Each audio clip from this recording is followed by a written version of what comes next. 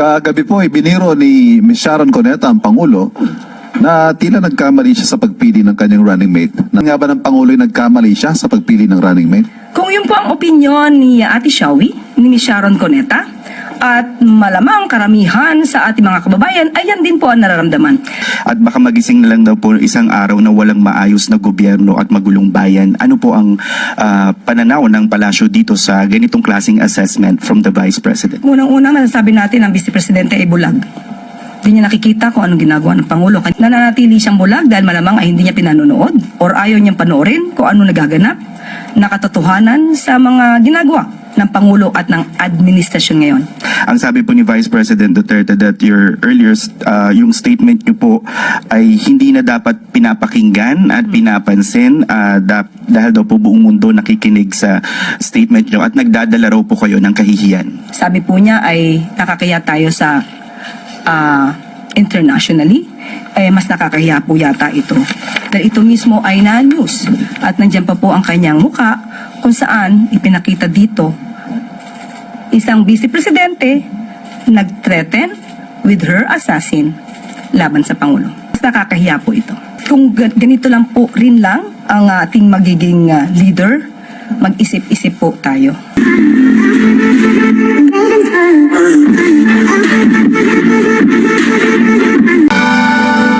At maaari na po akong tumanggap na inyong mga katanungan.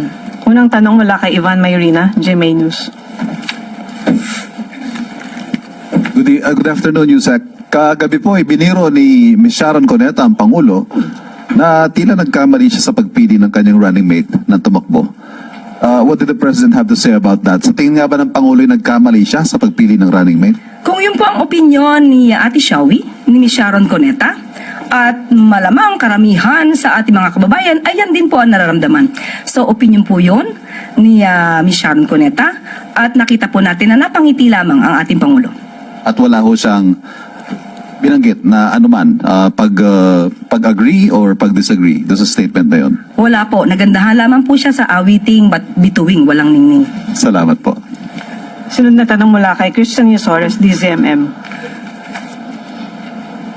Yusek, may we ask for the palace reaction on the alleged text messages between the President and former Undersecretary Adrian Bersamin indicating that the President has knowledge on the alleged kickbacks received by high-ranking officials sa flood control projects? Actually, ang House of Representatives ay ginawa na po nila ang kanilang mandato sumunod sa proseso at natapos po ang usapin na sinasabing wala pong anumang basihan.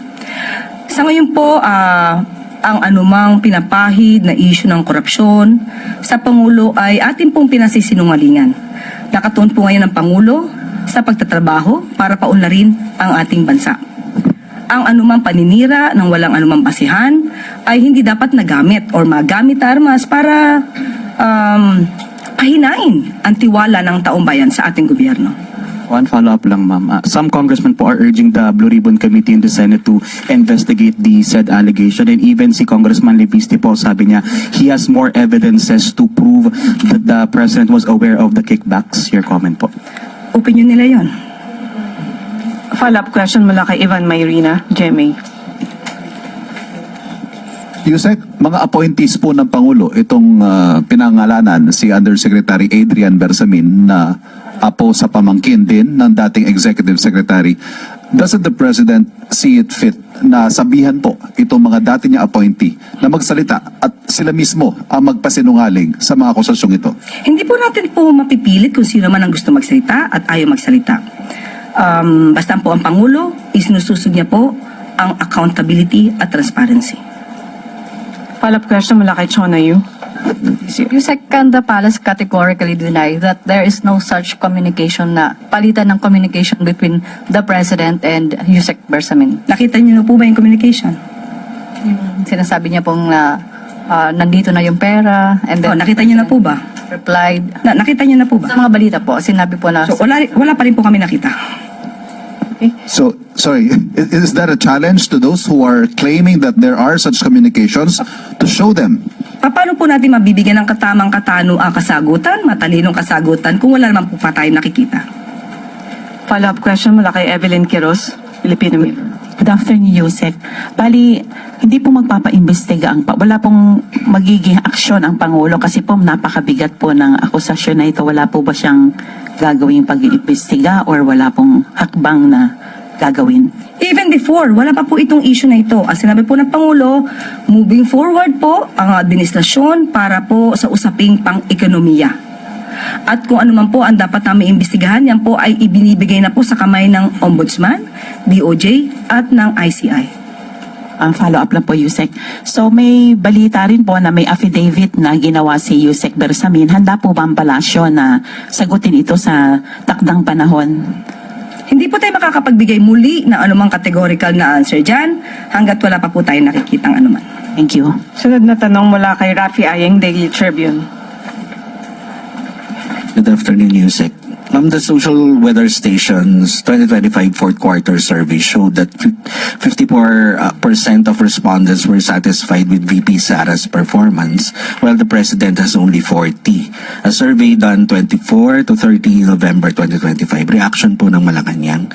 And naniniwala po ba kayo sa resulta gayong lagi namang wala ang Vice Presidente?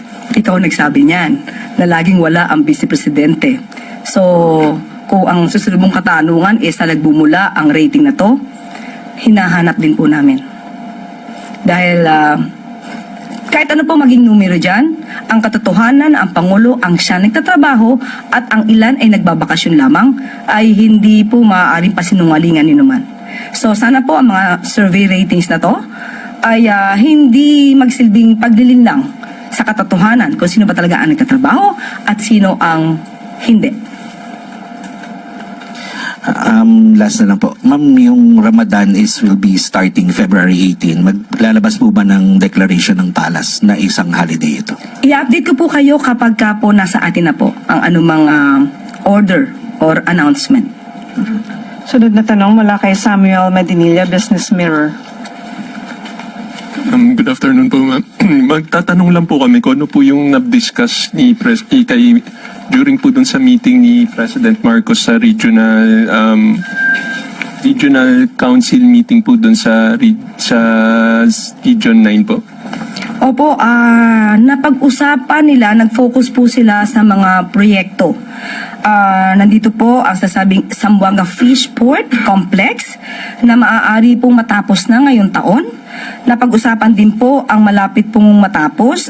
In 2 years matatapos po ang Sindangan Bayog Lakewood Road, Improving Growth Corridors in Mindanao Road Sector Project, Daang Maharlika Improvement, Western Nautical Highway Network Improvement, and coastal roads along Rock Dive-In, Crystal Azul Mar, Love, Pangpang, and Sola Beaches. At ang nais po ng Pangulo at inutos po niya, lalong-lalo na po sa DepEd na i-prioritize po ang mga education and skills training, pati po ang pagtapos ng mga proyekto na siyang magpapaangat sa buhay ng Pilipino, makakapag-improve sa education at magkaroon po ng modernisadong agri-fisheries development projects. Follow-up lang po, ma'am. Doon po sa mga projects na yun, wala pong binigay si President Marcos na gusto niyang matapos before mag-SONA siya sa July po. Ang nais mo na pang... malamang po itong hindi po natin malalaman kung ito'y matatapos before the SONA. Pero yung pong bilanggit ko po kanina na Zamboanga Fishport Complex ay matatapos po ngayong taon. Thank you po. Thank you. Sunod na tanong mula kay Ann Soberano, Bombo Radyo. Yusek, good afternoon po. Yusek, kahapon nagsimula na po yung public consultation ng Kamara sa panukalang Anti-Political Dynasty Bill. Ano po yung reaksyon ng Malacanang? May rekomendasyon po ba ang palasyo para maging inclusive po ang public consultation? Nung nabanggit po ito mismo ni Senator Riza Hontiveros sa LEDAC at nalaman po niya na nagkoconduct na po ng public consultation, ay natuwa po ang Pangulo dahil ang nais po ng Pangulo ay maisabatas po ang nasabing bill, Anti-Political Dynasty Bill, dahil yan din po ang nais ng ating mga kababayan. Ma'am, follow up. Sakali pong hingin na maging urgent bill, sisertipikahan po ba ito ng Pangulo? Kapag ka po naibigay na po yung version ng dalawang kongreso, para po malaman kung dapat po ba itong i-certify as urgent. Depende po yan sa provision. Makakaasa po kayo dyan. Salamat, ma'am. Sunod na tanong mula kay Julie Baiza, 1PH. Hi, Yusek. Good afternoon po. Si Vice President Sara Duterte, naniniwala daw po na may mga nagawang impeachable offense ang Pangulo. Una raw po yung pagpirma sa budget na alam daw ng Pangulo na galing sa bill na may mga blank pages at meron daw pong insertions. May sagot po ba ang palasyo? Unahin niya na po muna yung mga kaso niya bago niya tignan ang kaso ng iba. Sinabi din po niya, Yusek, na impeachable offense din daw po yung pag hindi yung isang opisyal kapag natatanong ng competency at kapag may nagsasabi daw na gumagamit siya ng illegal na droga. Unahin niya po yung sarili niya. At siguro mas maganda itanong niya yan sa kanyang ama. Sunod na tanong mula kay Tristan Nadalo, Newswatch Plus. Good afternoon, Yusek. Same po galing po sa naging interview ni Vice President Sara Duterte. She recently expressed concerns about the state of our country. Ang sabi niya po when she was asked about her plans for 2028, hindi niya direktong masagot yun because meron pa daw bang Pilipinas na pag-uusapan sa taong 2028. Lubog tayo sa basura, sa korupsyon, lubog tayo, walang maipagmamalaking big development at baka magising na lang daw po isang araw na walang maayos na gobyerno at magulong bayan. Ano po ang pananaw ng palasyo dito sa ganitong klaseng assessment from the Vice President? Unang-una, masasabi natin ang Vice Presidente ay bulag. Hindi niya nakikita kung anong ginagawa ng Pangulo. Kanina lamang po ay kababanggit natin kung anong magandang proyekto ng Pangulo patungkol sa ating transportasyon, patungkol sa ating edukasyon. Nananatili siyang bulag dahil malamang ay hindi niya pinanonood or ayaw niyang panoorin kung ano nagaganap na katotohanan sa mga ginagawa ng Pangulo at ng administrasyon ngayon. Nakakalungkot lamang dahil yan ay galawang Duterte, showing the characteristics of an emotional vulture. Isang buitre. Nagpapanggap na concern sa kalagayan ng bansa when in fact she admitted that she doesn't want to help the President in his projects for the country. Drama, pero walang gawa. Another question. Follow-up lang po. In response naman to your statement sa kanya noon nung tinanong po siya, tinanong po kayo about yung claim niya po about the senators. At the end of your statement, you said just tell it to the Marines. Ang sabi po ni Vice President Duterte that your earlier, yung statement niyo po ay hindi na dapat pinapakinggan at pinapansin dahil daw po buong mundo nakikinig sa statement niyo at nagdadala raw po kayo ng kahihiyan. Unang-una, meron ka pala, hindi ko pala nasagot yung sumunod mong tanong kung meron pa bang bansa, right? Meron pa ba tayong bayan sa 2028? Yun muna yung unahin natin.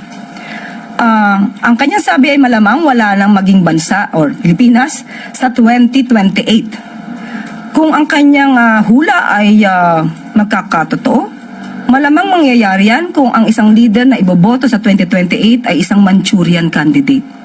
Isang puppet na isang bansa kung saan maaaring ipamigay ang ating yaman, ang ating karapatan sa ibang bansa. Meron po na naging tugon dati ang dating Pangulo Duterte na maaari tayo or gawin tayong probinsya na isang bansa. So, kung isang Manchurian candidate ang ating boboto, baka nga maging probinsya tayo ng isang bansa. Huwag naman po sana. Patungkol po sa nakakahiya po, unang-una po, ang pagsasalita or pagsasabi ng katotohanan na siya ay nagiging source ng fake news, siya po ay katotohanan. Marami na po tayong beses na nagsabi na siya ang source ng fake news. At nandyan po, ulitin po natin para malaman po nating kababayan. Nandyan po yung kinuwento niya about sa altered police blotter ng Beverly Hills na pinost pa most probably ng kanyang kaalyado na si Mr. Bobby Tiglao. Nandyan din po ang mga AI-generated videos na napasinungalingan na at yan ay galing sa kanyang mga kaalyado, usually nanggagaling pa sa mga maisog. So hindi po nakakahiyang magsabi ng katotohanan. Ang nakakahiya po ay umaming may kakilalang assassin at handang magpapatay ng Pangulo, ng First Lady, at ng dating House Speaker. Ang nakakahiya po ay hindi gumalang sa order ng court at manuntok ng sheriff. Bawal po yan sa batas. At ang nakakahiya din po ay gumamit ng mga fake na AFP certificate para sa Youth Summit para palabasin na yung 15 million na mula sa Confi Funds ng DepEd sa pangunguna ni VP Sara ay ginamit di umano sa Youth Summit na pinasinungalingan po mismo ng AFP. At gumamit pa ng abogado sa katauhan ni Attorney Michael Powa para mapagtakpan ang paggastos sa 15 million confidential funds. Yan po ang nakakaya. At ang isa pa po, sabi po niya ay nakakaya tayo sa internationally, mas nakakahiya po yata ito. Dahil ito mismo ay na-news at nandiyan pa po ang kanyang muka kung saan ipinakita dito isang vice presidente nag-threaten with her assassin laban sa Pangulo. Mas nakakahiya po ito. At muli, kung ganito lang po rin lang ang ating magiging leader, mag-isip-isip po tayo. Follow-up question mula kay Mads Moratillo, Net 25. Hi ma'am. Regarding din po dun sa sinabi ni VP Sara sa isang interview, ang sabi niya ay kung magkakaroon pa raw ba ng eleksyon sa 2028 kasi kaduda-duda daw po yung galawan ng administrasyon ngayon. Mag-iisip ka, bababa pa ba ito? Hindi, may mangyayari bang eleksyon o wala na? Thank you po. Yan pa, yung mga ganyang klaseng pananalita, manggagaling mismo sa Vice Presidente, alam naman niya po kung ano ang sinasabi ng batas. Abogado siya. Sana ginagamit naman po niya ang kanyang pananaw, hindi lamang sa paninira, hindi lamang sa paggawa ng intriga. Well, anyway, batid natin na ang sarili niyang ama mismo ay magaling gumawa ng intriga. Baka ganun po ang naging pananaw niya rin sa buhay. Sunod na tanong mula kay Luisa Cabato, Inquirer.net. Good afternoon po, Yusek. Tinawag po ni Senator Padilla ang mga kabataan na weak sa isang Senate hearing nitong Miyerkules. He also compared them sa mga kabataan noon na hindi daw iyakin at hindi rin daw uso yung salitang depression noon. And isa sa mga factor dito ay yung paggamit daw po ng social media. Ano po yung komento ng Palas tungkol dito sa statement niyo? Alam mo, ang opinion po ay hindi naman po natin dapat pang bigyan ng anumang tugon. Malamang lamang po ay mayroon lang gustong iresolba ang senador sa mga issues ngayon. Pero in general, hindi po naman dapat natin sabihin na ang ating mga kabataan ay mahina. Dahil ang kabataan ang siyang pag-asa ng bayan. Dapat manatili sa puso natin, sa isip natin, itong aral ni Dr. Jose Rizal na ang kabataan ang siyang pag-asa ng bayan. Kaya nga ang Pangulo, pinagbubuti ang mga programa para sa edukasyon, pangkalusugan, lalong-lalo na sa mga kabataan. Kung meron pong gustong iresolba si Senator Robin Padilla, siguro tignan na lamang po natin kung ano ba talaga yung nais niya para sa kabataan. But what are the implications of such statement coming from a senator to those who are already struggling from depression since it was mentioned sa hearing po? Mahirap pong manghusga kung ano ang magiging implikasyon nito. Siguro tignan na lamang po natin kung ano ba talaga ang nasa isipan at puso ng butihing Senator Robin Padilla. Huling tanong mula kay Alvin Baltasar, Radyo Pilipinas. Yusek, good afternoon po.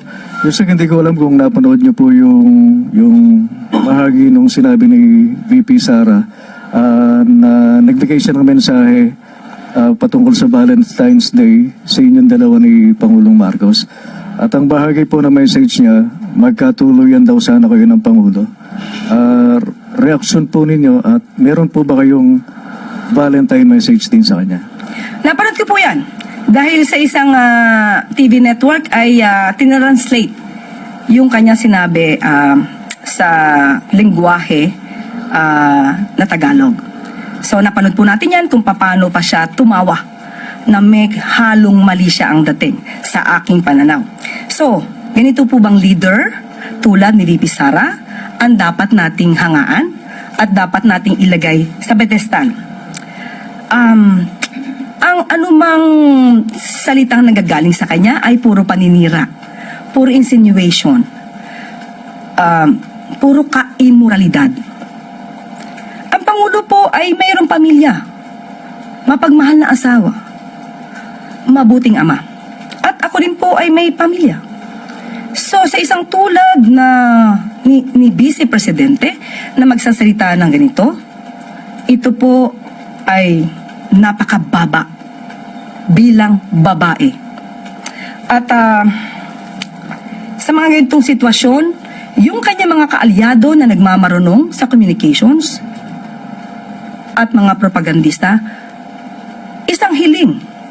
Maaari niyo po bang turuan ang Vice Presidente sa kanyang communications? Bigyan niyo po ng Comms 101 para magkaroon naman ng konting, or rather, katiting na pagka-statesman. At ang aking message, Valentine message sa kanya, VP Sara, spread love. Not fake news, not immorality. Don't be a Chucky. May 14 question po mula kay Helen Flores. Para sa inyo daw po, what is love? Wow. Love is my own Chucky. Husband ko, name niya ay Chuck. Ayan na. Balik sa iyo, Claire.